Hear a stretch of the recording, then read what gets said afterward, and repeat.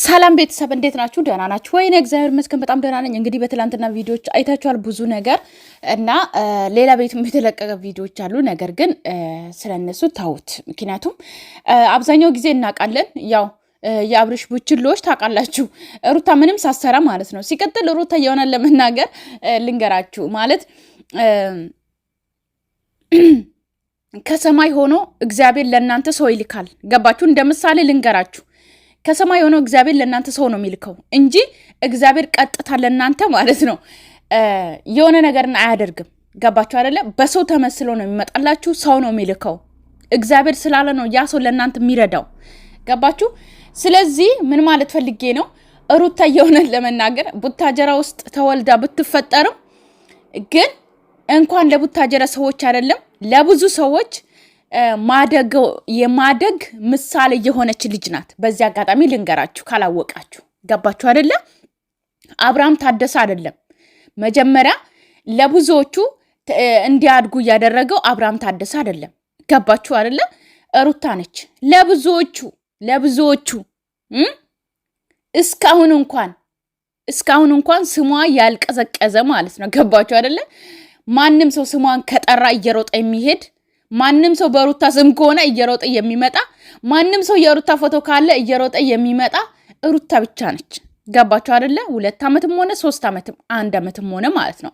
ስለዚህ ምን ማለት ፈልጌ ነው አብርሃም ብቻ አይደለም ለዚህ ያበቃቸው የቡታጀራ ዩቲዩበሮችም ሆነ ማንኛውም ሆነ ማለት ነው አብዛኞቹ። ገባችሁ አይደለ? ስለዚህ ከሩታ በፊት አብርሃምን ብታቁም እነ ጫታሞቹ ሁላችሁ ማለት ነው ጓደኛችሁ ቢሆንም አብርሃም ከናንተ ጋር አብሮ ቢያድግም ቢወለድም አብራችሁ ትምህርት ቤት ብትሄዱ ምን ብትሉ ነገር ግን እናንተን ምንም ሊያደርግ አልቻለም አብርሃም ማለት ነው። ገባችሁ? በህይወቱ ውስጥ ሩታ ከመጣች በኋላ ነው እሱም የተለወጠው እናንተም የተለወጣችሁት። ገባችሁ አይደለ? የእውነት አብርሃም ከሩታ ጋር ባይሆን ኖሮ ገባችሁ አይደለ? መጀመሪያ ቡርጭቆቹን ሲሰራ ፎቶ ለጥፎ ቲሸርት ምናምን ሲሸጥ ማለት ነው የዛ ሰዓት እውነት ለእናንተ ዩቲዩብ ከፍተዋል? ለማን ከፍቶ ነበር? አሳዩኝ እስቲ። ማለት ለማን ነበረ የመጣው የዛ ሰዓት? አብርሃም ከሩታ ጋር ሆኖ የሰው ወዳጅነት ስላለ ነው እናንተ ጋር መጥቶ ዩቲዩብ እየከፈተ የሩታ ኦዲየንሶች መጥቶ እናንተን ሰብስክራይብ ያደረገው። ገባችሁ አይደለ? ሁለቱንም የዛ ሰዓት ስለሚወዱ እንጂ አብርሃም መጀመሪያ ሱቅ ላይ ቁጭ ብሎ ለማንም ዩቲዩብ አልከፈተም። ገባችሁ አይደለ?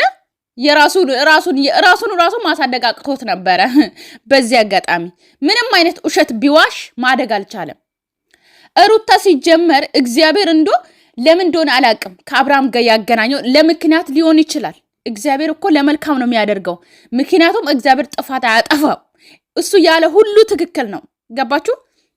እናውቃለን አብዛኞቹ ሴቶች ማለት ነው የሆነ ያልሆነ ቦታ እንወድቃለን። ያው ግን እግዚአብሔር ስላለ ነው ለመልካም ነው ብለን መቀበል ግዴታ ነው እንጂ ሩታ የእውነት ለአብርሃም ተገብታ አይደለም። አብርሃም ለሩታ የሚገባት ሰው አይደለም። ልንገራችሁ በዚህ አጋጣሚ በፍጹም በፍቅር እንኳን ቢኖሩ ታርቆ እንኳን ቢኖሩ ተደስቶ እንኳን ምንም አይነት ደስታ እንኳን ቢኖሩ አብርሃም ለሩታ የሚገባት ሰው ወንድ አይደለም። ከምኑም ማለት ነው ከሁሉም ነገሩ የሚገባ ሰው አይደለም። ገባችሁ? ግን ያው ሩታን ደግሞ ለሰው ማደግ እንድትሆን እግዚአብሔር ሰጥቷል። ቡታጀራ ውስጥ ለብዙ ዩቲዩበሮች ለብዙ ስደት ለተመኙ ሊቢያ ወጥቶ ሊሰሩ ለነበሩት እንዲቀሩ ምክንያት አድርጎ አስቀምጧታል። ገባችሁ? ተምሮ ስራ ያጡት ተምሮ 2000 እና 3000 በወር እየተከፈለ ላላቸው እድሜያቸውን ሙሉ ትምህርት ቤት የጨረሱ በዩቲዩብ ብር እንዲያገኙ አድርጋለች ሩታ። ነገር ግን እሷን የሚያመሰግናት አንድ ሰው የለም። አንድ ሰው ከጎኗ ራሱ ቢሆኑ ለአንድ ሳምንት ነው። ገባችሁ አይደለ? ሁሉም ትቷት ነው የሚሄደው።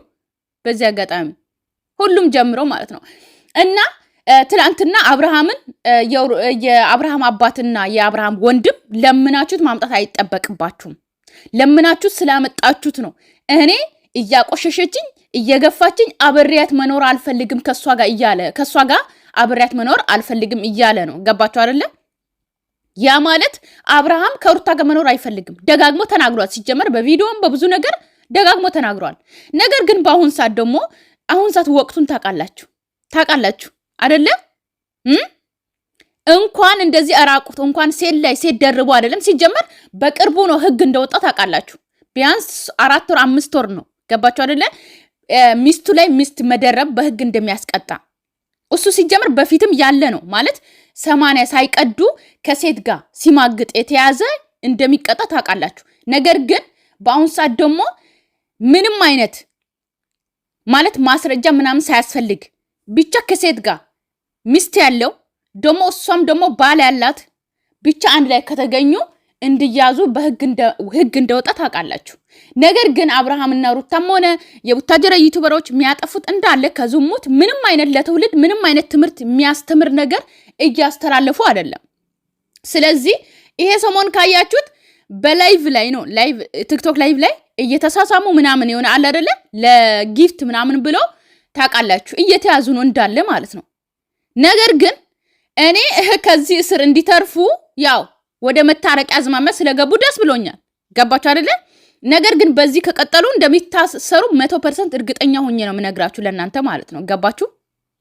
ምክንያቱም ሙሉ ቪዲዮ ቢታይላ የነሱ ሙሉ ቪዲዮ ማለት ከቡታጀራ ካሉት ያው ቤት ትንሽ ሲያሰሩ ምናምን 2 ቤት ነው 1 ቤት ያሰሩት ምናምን እሱ ነው እንጂ ሌላ ነገር የለም። እሱም ለዘመዱ ነው ያሰራው። ግን ልንገራችሁ የአብርሃም ቪዲዮ ቢታይ ወይም ደግሞ በዚሁ ከቀጠለ እንደሚታሰር ስለሚያውቅ መታረቅ ነው እንጂ የሱ አማራጭ ምንም የለውም ከዚህ በኋላ ማለት ነው። ገባችሁ አይደለ?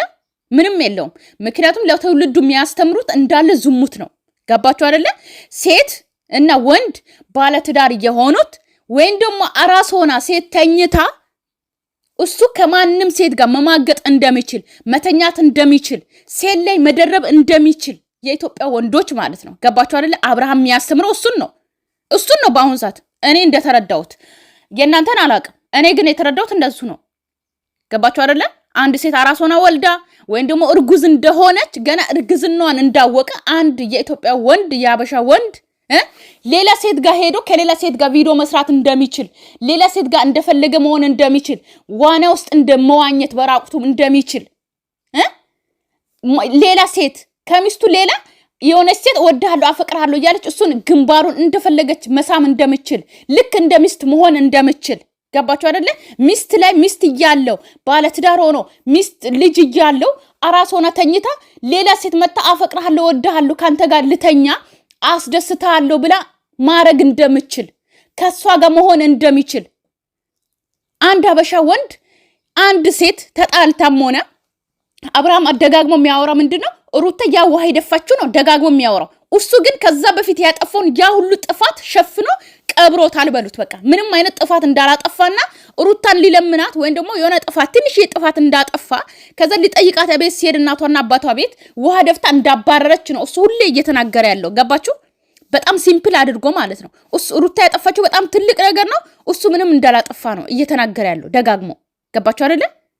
ልክ ባልና ሚስት በሆነ ነገር ተጣልቶ እሱ ግን ወንድ ያበሻ ወንድ ግን ሌላ ሴት ይዞ ደብረ ዘይት ድረስ የፈለገ አገር ሄዶ እንደፈለገ መዝናናት እንደሚችል 80ውን ሳይቀድ ሌላ አገር ሄዶ መኖር እንደሚችል እሷን መፍታት እንደሚችል ነው አብርሃም እያስተማረ ያለው። ስለዚህ ይሄ ነገር በህግ በደንብ ነው የሚያስቀጣው። ልንገራችሁ በህግ አይደለም በደንብ ይታሰራል።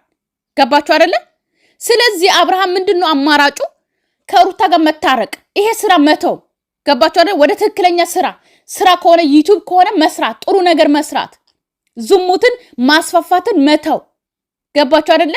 ለሰው ልጅ እኮ ኢትዮጵያ ውስጥ እኮ ሲጀመር ዩቲዩብ አልተፈቀደም። ይሄን ታውቃላችሁ። ኢትዮጵያ ውስጥ እንደማይፈቀድ ማስታወቂያ እንደማይታይ ታውቃላችሁ። ይሄን ታውቃላችሁ በደንብ። ነገር ግን ሲሰሩ ደግሞ ትክክለኛ ስራ ነው መስራት እንትን ያለባችሁ። ገባችሁ አይደለ?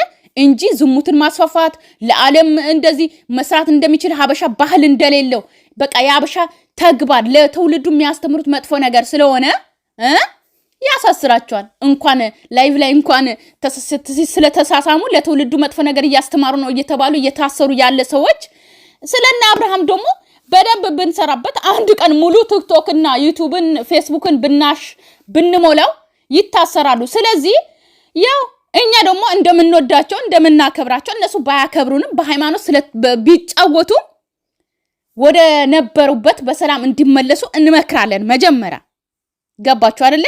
የነሱን ክፋት አንፈልግም ምንም ቢያጠፉ ገባችሁ አይደለ? ስለዚህ ሰላሙን ይፍጠሩ አንድ ላይ ይሁኑ ነው ገባ?